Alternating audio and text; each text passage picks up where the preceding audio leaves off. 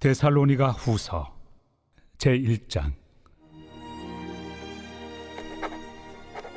바울과 실와노와 디모데는 하나님 우리 아버지와 주 예수 그리스도 안에 있는 데살로니가인의 교회에 편지하노니, 하나님 아버지와 주 예수 그리스도로부터 은혜와 평강이 너희에게 있을지어다.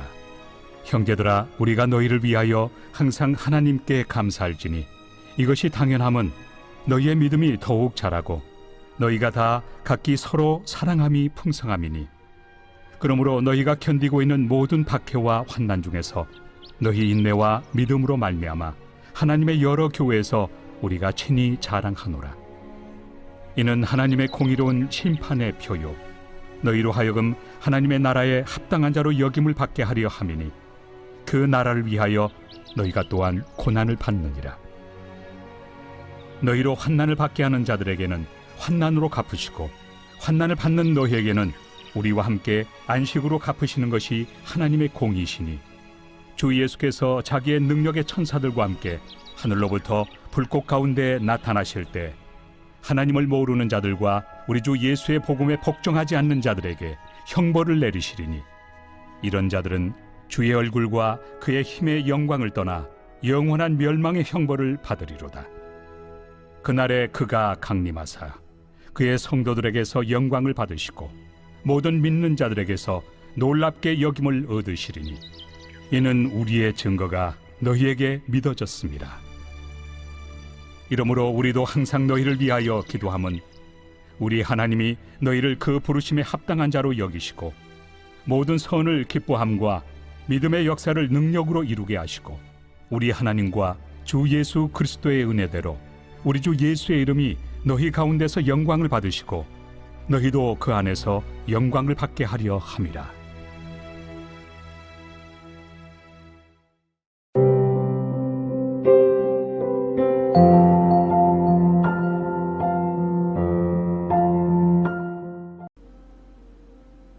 샬롬, 여러분 반갑습니다. 오늘도 큐트로 여는 기막힌 하루입니다.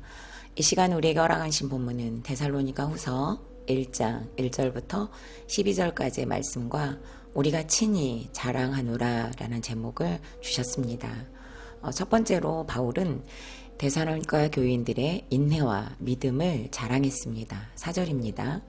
그러므로 너희가 견디고 있고 모든 박해와 환난 중에서 너희의 인내와 믿음으로 말미암아 하나님의 여러 교회에서 우리가 친히 자랑하노라.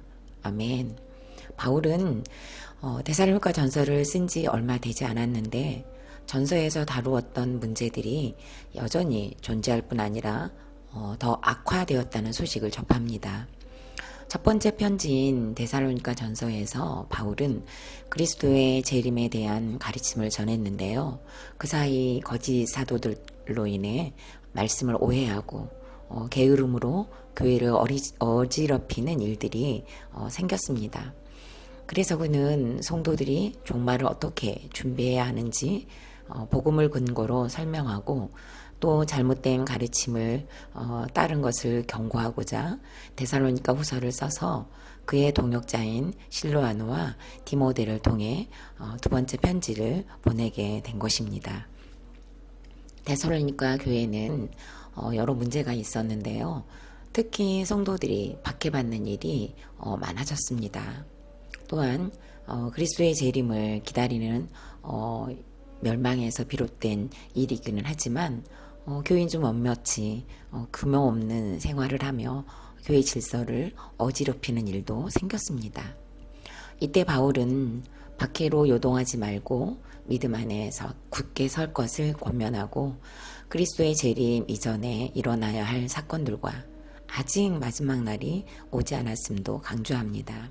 그래서 그는 임박한 재림에 대한 오해를 풀고 주님의 재림에 대한 기대로 규모 없고 게으르게 사는 교인들, 즉 정상적으로 일하기를 거부하는 자들을 교회가 엄하면서도 애정어린 치리로 다스리도록 충고하는 내용을 담았습니다. 먼저 바울은 여전한 박해와 핍박 가운데서도 인내하며 믿음을 지키고 있는 성도들에게 먼저 감사를 하며 위로하는 것으로 편지를 시작합니다. 전설을 쓸 당시에도 박해와 핍박이 있었는데 더 극심한 박해로 인해 교인들이 훨씬 힘들어진 상황이었던 것입니다. 바울이 전도한 지 얼마 되지 않아 떠나야 했던 교회가 고난 중에도 인내로 믿음이 더욱 자라고 서로 사랑하는 모습이 풍성해지는 것은 모든 교회에 자랑할 만한 본이 되었습니다. 극심한 고난으로 예수님을 잃어버리지 않을까 바울은 그것을 염려했습니다. 그럼에도 불구하고 인내와 믿음으로 견디는 교인들이 얼마나 감사했는지 친히 칭찬하지 않을 수 없었던 것입니다. 저희 교회에서는 지난 주일 대예배 시간에 우리들 교회 중학교 2학년 홍은비 학생의 간증을 들었습니다. 간증의 서두는 제가 간증을 하도록 허락해 주신 아빠께 먼저 감사를 드립니다. 저는 유부남 목사인 아빠와 처녀인 엄마 사이에서 혼외자로 태어났습니다.로 시작되었습니다. 저는 그 간증을 들으며 정말 하나님께서는 살아계시다. 하나님께서는 살아계시다는 것이 정말 가장 먼저 떠올랐습니다.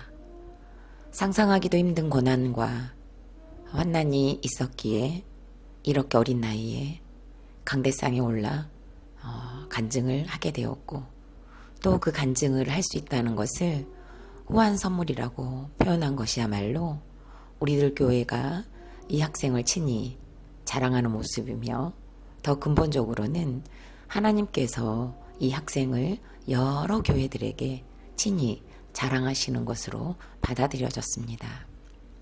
제가 중2 때는 엄마를 엄마로 부르지 않는 것으로 반항하고 복수하면서 살고 있었던 죄가 기억났습니다. 교회는 다니고 있었으나 공동체다운 공동체가 아니었기 때문에 가정에서 일어나고 있는 일들을 절대로 누설하지 않았고 하물며 가장 가깝게 지내는 친척에게도 말하지 못했습니다. 그 어느 누구에게도 엄마를 엄마로 부르지 않는 힘든 시간들을 말하지 못하니 엄마에 대한 옳고 그름과 정죄는 저만의 방식으로 상처와 피해의식의 골을 커져만 갔었던 것 같습니다. 탈출구라고는 전혀 없을 것 같았던 사춘기 시절에 제가 떠오르며 공동체가 있는 것과 없는 것의 차이가 이렇게 어마어마하다는 것을 깨닫습니다. 이제 저는 50대 중반이 되었고 아들과 딸도 20대를 지나고 있습니다. 하지만 교회에는 여전히 우리의 청소년들이 존재하고 있습니다. 제가 청소년기 시절에는 공동체가 없었지만 이제는 저와 여러분에게 선물로 주신 청소년을 비롯해 다음 세대가 있습니다. 분명 대부분의 성도님들도 여러분의 청소년기 시기에 말씀의 공동체가 없었을 것입니다. 그런데 하나님께서는 그때는 없었던 말씀의 공동체를 지금은 우리에게 주셨습니다. 그래서 저와 여러분이 이제는 다음 세대들에게 자랑할 만한 공동체가 되기를 꿈꾸시는 오늘이 되셨으면 합니다. 저와 여러분이 다음 세대에게 말씀의 공동체가 되어 말씀대로 믿고 살고 누리는 것을 보여주고 살아냄으로써 우리의 인내와 믿음이 나타난다면 우리를 교회에서 지속적으로 나타나고 있는 거룩한 자랑들이 우리 교회와 다음 세대에도 나타날 수 있음을 저는 확신합니다. 이 시간이 도래하기 위해 저와 여러분 우리 모두가 다 함께 기도하면서 그 시간까지 소망하면서 기도하는 이 새벽이 되시기를 바랍니다. 질문합니다. 나에게 있어서 박해와 환난은 무엇입니까? 내 믿음과 인내가 드러난 간증이 있습니까?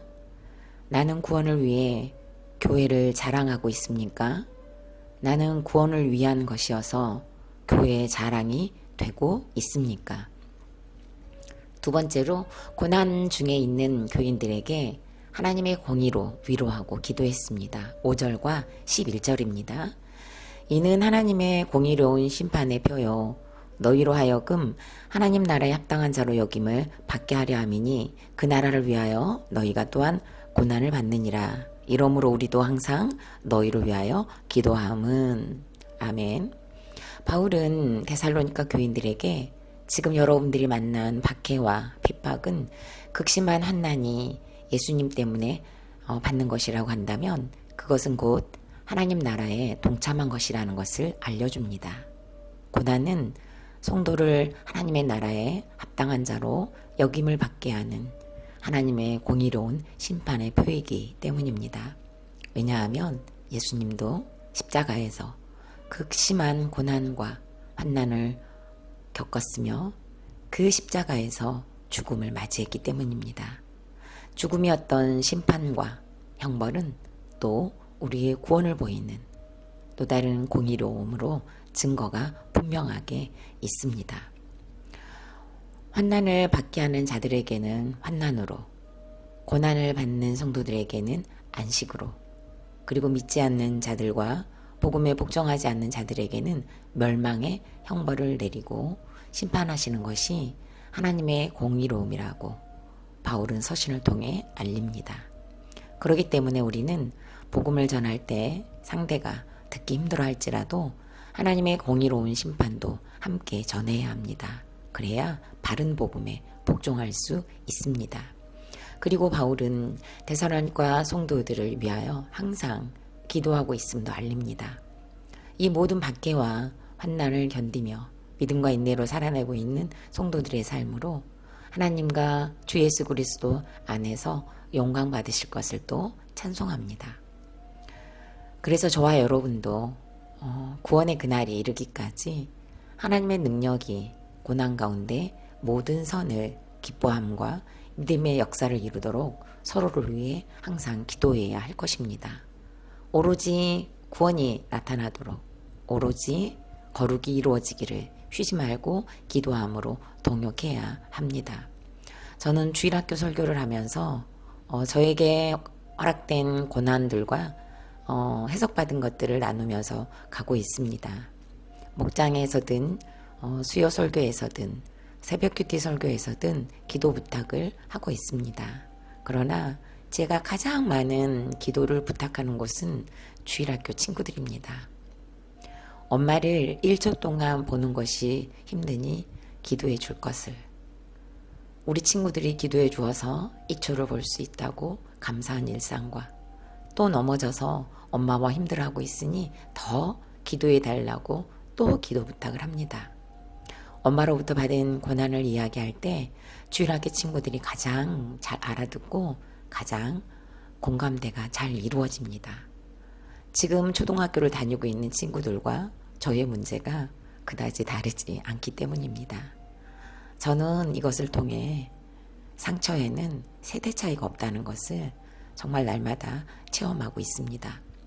우리 친구들에게 어린 시절에 힘든 사건들을 나누며 그 시간이 있었기 때문에 오늘의 제가 있다는 것과 그리고 지난주에는 혼자로는 여기까지 올 수 없었지만 공동체가 있어서 우리가 있어서 가능했다는 것을 나누었습니다. 세상에서는 결코 소통되지 않을 것 같은 어린이들과 제가 고난과 환난, 하나님의 공의와 심판, 그리고 기도할 제목들을 나눌 수 있어 얼마나 감사한지 모릅니다. 더 많은 하나님의 공의와 심판을 풍성히 나누고 그곳에서 분명하게 나타날 구원도 보며 쉬지 않고 기도하며 성장하는 주일학교와 교회 공동체가 되기를 꿈꾸게 됩니다. 질문합니다. 하나님의 공의로운 심판과 형벌의 사건은 무엇입니까? 지금 내가 당면한 하나님의 공의로움이 있습니까? 나는 기도 제목을 잘 올리고 있습니까? 구체적인 기도 제목을 올림으로 공동체로서의 역할을 잘 감당하시기 바랍니다. 마지막으로 8월 24일 보석 상자입니다. 원래 좋은 집안은 없습니다. 예수 믿으면 로열 패밀리입니다. 자기의 약함을 마음껏 이야기할 수 있는 곳이 천국입니다. 아멘. 다 같이 기도드리겠습니다. 지난 주일 중학교 2학년 학생의 간증은 하나님께서 살아계시다는 것과 그 교회의 자랑임과 동시에 하나님께서 친히 자랑하고 계시다는 것을 알 수 있었습니다.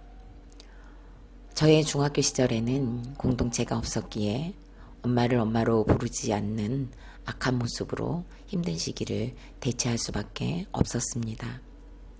부모가 된 지금 말씀 있는 공동체로 붙어가게 하셨으니 다음 세대들은 저와 같은 청소년기를 보내지 않도록 부모가 된 모든 성도들이 하나가 되어 말씀대로 믿고 살고 누리며 살아내는 것으로 말씀이 살아있고 하나님께서 살아계시다는 것을 보여주는 공동체로 훈련시켜 주시옵소서.